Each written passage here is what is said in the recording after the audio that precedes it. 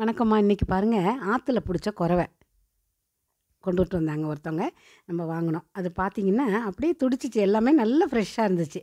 அதனால் நாங்கள் வாங்கிட்டோம். இந்த கொரவை மீன், இந்த கெளுத்தி மீன் வகையறாலாம் எப்படி கழுவணுன்னா, ஃபஸ்ட்டு நல்லா க்ளீன் பண்ணிக்கிட்டு அதுக்கப்புறம் தான் கட் பண்ணுற வேலை வச்சுக்கணும் நம்ம. இப்போ பாருங்கள், இந்த கோல மாவு இப்போ தான் சாம்பல்லாம் கிடைக்கிறது இல்லைல்ல. வழவழன்னு இருந்தால் மண் தொட்டுக்கலாம், சாம்பல் தொட்டுக்கலாம், இல்லைனா கோல மாவு தொட்டுக்கலாம். சாம்பல் இல்லை, அதனால் கோல மாவு தொட்டுக்கிட்டு நானே க்ளீன் பண்ணுறேன்.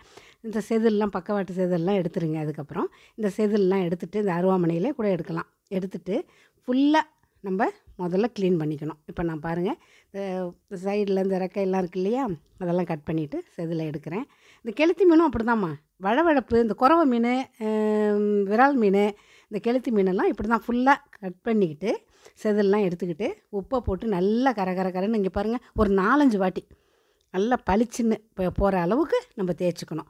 தேய்ச்சி அந்த வழவழப்பு கையில் படவே கூடாது. ஏன்னா இது வந்து இந்த கெளுத்தி மீன், கொரவை மீன், இந்த வாழை, இந்த விரால் மீன், இதெல்லாம் வந்து இது மாதிரி ஃபுல்லாகவே நீங்கள் க்ளீன் பண்ணிக்கிட்டு அரிஞ்சிங்கன்னா அது நமக்கும் மனசுக்கு திருப்தியாக இருக்கும். உள்ளார அந்த கோலமாவு, மண் இதெல்லாம் போயிடும் அப்படிங்கிற இதாக இருக்காது. இப்போ பாருங்கள், மறுபடியும் நிச்சயமாக ஒரு 7-8 தடவை நல்லா கழுவி எடுத்துக்கோங்க. பளிச்சுன்னு கையில் பிடிக்கும் போதே அந்த வழவழப்பு இல்லாமல் நல்லா ஃப்ரெஷ்ஷாக நம்ம ஃபீல் பண்ணுவோம். அந்த மாதிரி வரையிலும் நீங்கள் அலசிக்கிங்க. அதுக்கப்புறம் இப்போ பாருங்கள், எத்தனை தடவை நான் இது பண்ணுறேன்னு பாருங்கள், அலசுறேன்னு பாருங்கள். அலசி முடித்ததுக்கப்புறம் தான் நான் கட் பண்ணுறேன் பாருங்கள். இது மாதிரி கட் பண்ணணும். கட் பண்ணி அதுக்கப்புறம் கட் பண்ணதுக்கப்புறம் ஒரு 2 தடவை அலசணும். பட்டு நல்லாயிருக்கும்.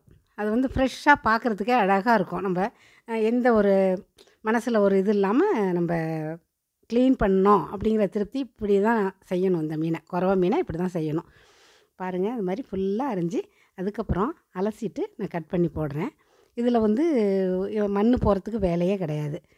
இப்போ நிறையா இது நிறையா இருந்துச்சுல்ல மீன், அதனால் நம்ம இது மாதிரி நம்ம கட் பண்ணி போட்டால் ரொம்ப ரொம்ப அருமையாக இருக்கும். குழம்பும் நல்லாயிருக்கும், சுத்தமாக இருக்குது அப்படிங்கிற ஒரு மன திருப்தியும் இருக்குது. மண்ணெல்லாம் போகாமல் நல்லாயிருக்கும். இப்போ எங்கே பார்த்தாலும் இந்த கொரவை மீன் இப்போ சீசன் போல் இருக்குது. கொரவை மீன் நிறையா வருது, வாங்கிங்க. கெளுத்தி மீனும் வருது. அதையும் இதே மாதிரி ஃபுல்லாக கட் பண்ணிவிட்டு அதுக்கப்புறம் வந்து ஃபுல்லாக அந்த ரெக்கையெல்லாம் கட் பண்ணிவிட்டு அதுக்கப்புறம் நீங்கள் க்ளீன் பண்ணிவிட்டு நீங்கள் கட் பண்ணி போடுங்க. ஒரு மாங்காய் போட்டு இந்த கொரவை மீனை கொஞ்சோண்டு பொரிச்சிட்டு கொஞ்சம் குழம்பு வைங்க. ஆனால் இது மாதிரி அதாவது கொரவை மீனை எப்படி கட் பண்ணுறதுங்கிறது தான் காமிச்சேன், குழம்பு வைக்கிறத காமிக்கல. சாப்பிடுங்க, சந்தோஷமாக இருங்கம்மா. நன்றிம்மா.